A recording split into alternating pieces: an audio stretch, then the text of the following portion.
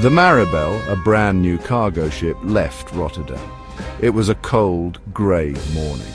The crew, a seasoned bunch, paid little heed to the weather. They had faced worse. The Maribel cut through the waves, her hold filled with machinery destined for the Americas. The first few days were uneventful. The routine of the sea settled in, the rhythmic thrum of the engine, the cries of the gulls.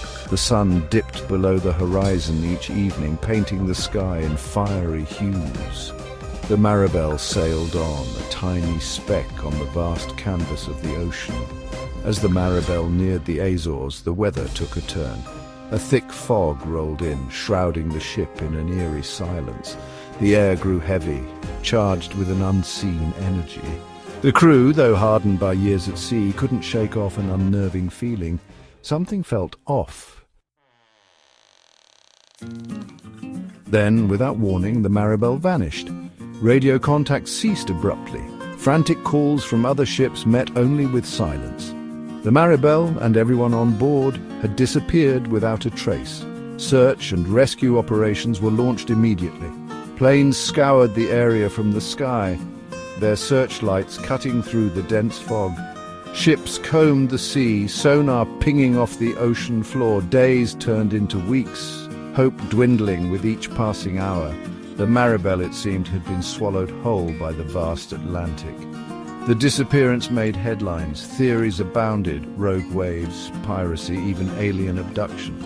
The families of the crew clung to hope, praying for their loved ones' safe return. But as time wore on, the Maribel became just another maritime mystery, lost to the depths. Then, 6 weeks after the disappearance, a faint distress signal was picked up. It was garbled, barely audible, but unmistakable. The Maribel's call sign. The signal originated from a remote area known as the Devil's Graveyard, a region notorious for its unpredictable weather and treacherous currents. A lone Coast Guard cutter, the Gallant, was dispatched to investigate. The crew, aware of the stories surrounding the Devil's Graveyard, felt a shiver of apprehension. The area had a reputation, whispered among sailors in hushed tones. It was a place where compasses spun wildly and ships vanished without a trace. As the Gallant approached the coordinates of the signal, the sea grew rough. The sky, previously clear, turned a sickly yellow as if lit from below. The crew, their faces grim, exchanged uneasy glances. They were sailing into the unknown, into a place where logic seemed to unravel. There, bobbing gently on the turbulent waves, was the Maribel. Her hull was scarred, paint peeling, but she was afloat. The Gallant's crew boarded the Maribel, their hearts pounding with a mixture of hope and dread. The ship was deserted. The cargo was untouched, but there was no sign of the crew. The only hint of their ordeal was the ship's logbook lying open on the captain's table.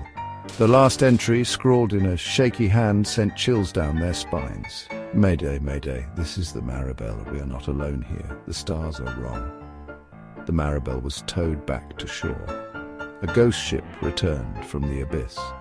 The mystery of its disappearance and the fate of the crew remained unsolved.